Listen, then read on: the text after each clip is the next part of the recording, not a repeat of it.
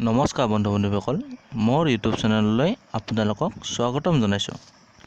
আজি আমি আলোচনা কৰিম শিশুক কি কৰা উচিত আৰু শিশুক কি কৰিব নালাগে। শিশুৰ আগত কোনো ধৰণৰ কাজিয়া পেচাল, তৰ্কাতৰ্কি কৰা বা বেয়া কথা কোৱা উচিত নহয়। শিশুৰ আগত কোনো মানুহৰ বদনাম নাগাব। শিশুৱে যি দোষ নকৰক, গাত হাত তোলা উচিত নহয়। সিহঁতে কি দোষ কৰিছে বুজি নাপায়। সিহঁতক হাত তোলাৰ সলনি ভালদৰে মৰমেৰে বুজোৱাহে উচিত। আনৰ আগত শিশুক কেতিয়াও বেয়া ব্যৱহাৰ নকৰিব। সিহঁতৰো নিজা আত্মবোধ আছে, আমি গুৰুত্বহে দিয়া উচিত।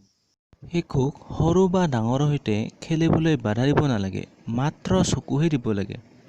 খেলতে সিহঁতৰ মিলা প্ৰীতি বাঢ়িব আৰু নিজৰ লগত মিলা বন্ধু বিচাৰি ল'বলৈ সক্ষম হ'ব। সকলো সময়তে শিশুক পঢ়িবলৈ কৈ নাথাকিব। সৰু কথাত গালি পাৰি নাথাকিব। নিজৰ খং থকা মুখখন দেখুৱাই সিহঁতৰ কোমল মন ভাঙি নেপেলাব। শিশুৰ সন্মুখত এৰা-এৰিৰ কথা নক'ব বা আলোচনা নকৰিব। নানা আৰ্থ-সামাজিক শ্ৰেণীৰ সমবয়সীয়া শিশুৰ সৈতে খেলা-ধূলা কৰাত বাধা দিয়া উচিত নহয়, বৰঞ্চ বুজিবলৈহে দিয়ক, সকলো সমান।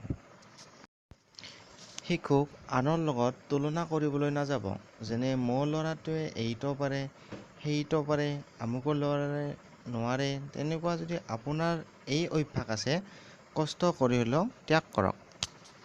মাক-দেউতাকে শিশুক কেতিয়াও ক'ব নালাগে যে তুমি বেয়া, তাই ভাল।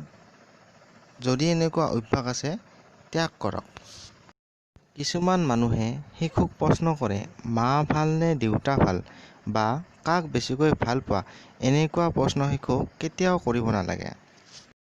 শিশুক মোবাইলত খেল খেলিব দিয়াৰ সলনি মুকলি আকাশৰ তলত খেলিবলৈ দিয়ক।